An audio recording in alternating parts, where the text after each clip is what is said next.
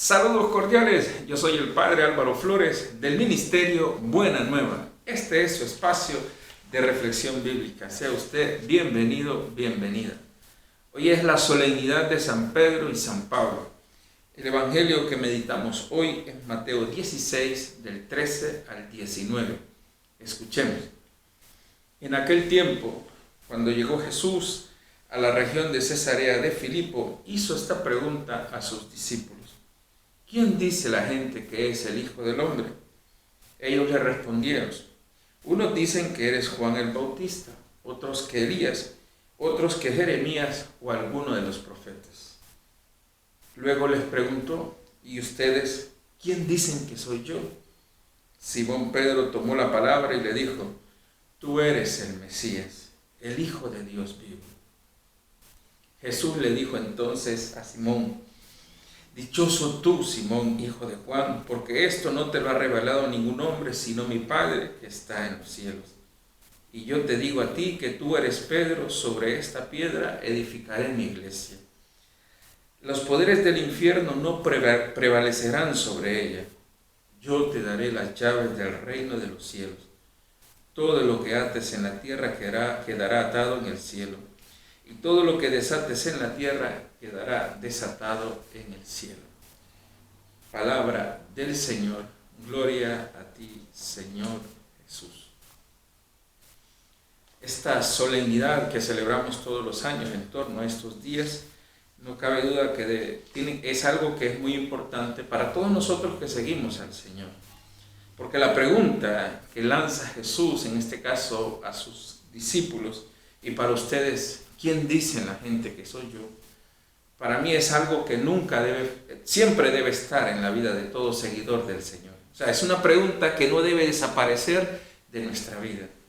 Porque es una pregunta que quiere tocar lo más hondo de nuestro corazón. Es decir, ¿por qué seguimos al Señor?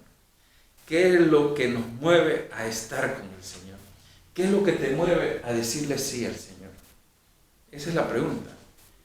O sea, es algo que hay que escarbar desde adentro, y por eso hay que meternos a nuestra interioridad para dejar que esa pregunta nos atrape el corazón y ella nos cuestione.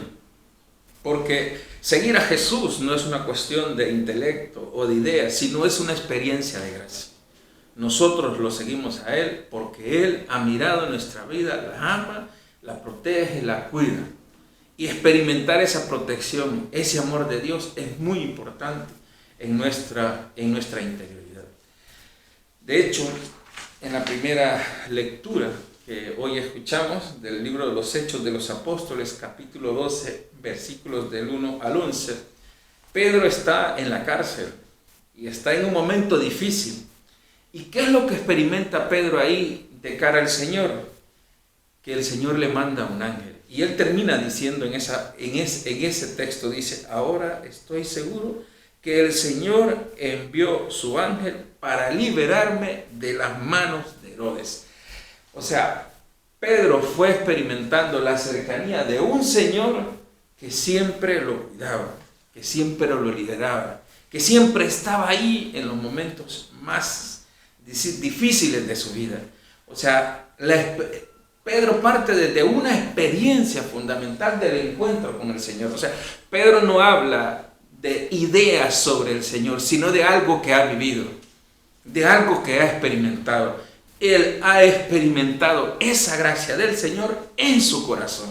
Un Señor que lo libra, es decir, que siempre manda un ángel, que está ahí, que lo acompaña. Ese es el Pedro que se siente fortalecido en el Señor. Hermoso es también, en este caso, la experiencia de Pablo, que es casi similar. Hoy leemos en la segunda lectura la carta de San Pablo a Timoteo, es capítulo 4, versículos del 6 al 8 y del 17 al 18. Pablo está en unas condiciones iguales. Sin embargo, Pablo va a dar como su experiencia de Jesús el Señor de esta manera. Dice: he luchado bien el combate, he corrido hasta la meta, he perseverado en la fe. O sea, para Pablo, ¿quién es el Señor? Lo es todo. Ayer Jesús, en el Evangelio de ayer, decía: el que ama a su padre o a su madre más que a mí, no es digno de mí. O sea, Pablo se configuró totalmente con el Señor, a tal punto que él inclusive va a decir esto: para mí todo lo considero basura con tal de tener a Cristo el Señor. O sea que Pablo no parte de sacar un montón de ideas de la cabeza tampoco. Pablo no parte de querer saber mucha teología, diríamos, o hacer grandes elucubraciones sobre qué es el Señor, de cómo explicamos que es verdaderamente humano y verdaderamente hombre. Es decir, cómo explicar toda esta relación entre esa divinidad y esa humanidad. No, Pablo lo único que dice, ¿sabes qué? Para mí yo tenía una meta: anunciar a Jesucristo. Para mí yo he tenido algo que me motivaba.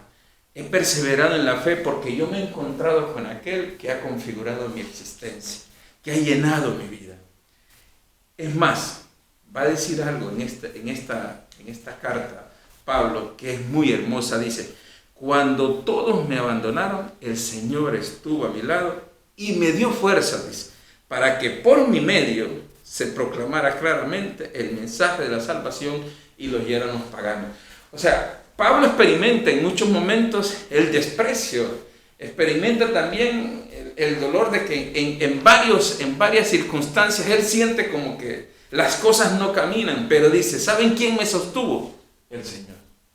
O sea, es una experiencia honda que marca el corazón y es la que siente Pablo, que el Señor es el que lo sostiene. Entonces, cuando Jesús pregunta: ¿y para ustedes quién dicen que soy yo?, no está esperando que tú y yo le empecemos a hacer ideas sobre Él, sino es: ¿cuál es tu experiencia del Señor? ¿Qué es lo que hay en tu corazón ahí interno que te hace seguirlo a Él? ¿Por qué lo sigues? ¿Qué es lo que ha marcado el Señor en tu vida? El Señor de verdad te ha dado fuerza. ¿Has experimentado la fuerza del Señor? ¿Has experimentado cómo Dios te ha librado de las manos de los Herodes de hoy y te ha enviado un ángel? ¿Estás convencido de que es perseverar en la fe?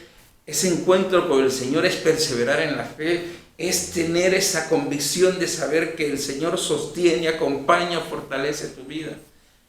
En el fondo, no cabe duda que es toda una experiencia de gracia.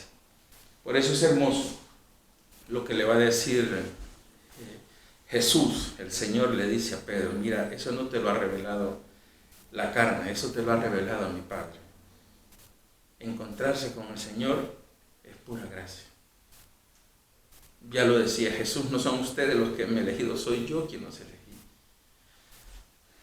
Tanto Pedro como Pablo son dos personas que marcan mucha debilidad. Ambos tienen sus condiciones humanas con situaciones muy complejas. Pero ¿qué es lo hermoso de estos dos apóstoles? Que son como las columnas, así le llaman, las columnas, que se dejaron configurar por el Señor. Dejaron que el Señor los transformara. Dejaron que esa gracia del Señor los fuera haciendo según su voluntad. Y por eso celebrar esta solemnidad no es más que decir: Dios puede hacer grandes cosas en nuestra vida. Dios puede transformar nuestras existencias por muy difíciles que sean. Dios puede marcar nuestra historia y hacerla totalmente nueva. ¿Qué es lo que hay que hacer? Dejarnos configurar por Él, como lo hizo Pedro, como lo hizo Pablo. Así como ambos fueron capaces de abrirse en gracia al Señor y Él los transformó, así tiene que ser tu vida, porque hoy el Señor necesita seguidores, necesita testigos. No necesita gente intelectual, quiere testigos, quiere verdaderamente discípulos que lo sigan a Él, que se encuentren con Él y que se dejen configurar por Él. A Él es el que seguimos y a Él hay que serle fiel. Te deseo una hermosa fiesta de San Pedro y San Pablo. Y sobre todo te deseo que cuando tú escuches estas preguntas, y para ti, ¿quién soy yo?, de verdad te la contestes desde adentro, no desde la cabeza, sino desde aquí. ¿Quién es el Señor para ti? Ojalá y te la preguntes, porque vas a encontrar muchas cosas hermosas en tu interior. Que el Señor te bendiga, que te conceda un hermoso día. Si la reflexión sirve para evangelizar, compártela. También te invito a que te suscribas al canal de YouTube del Ministerio Buena Nueva. Nos encontramos en otro momento.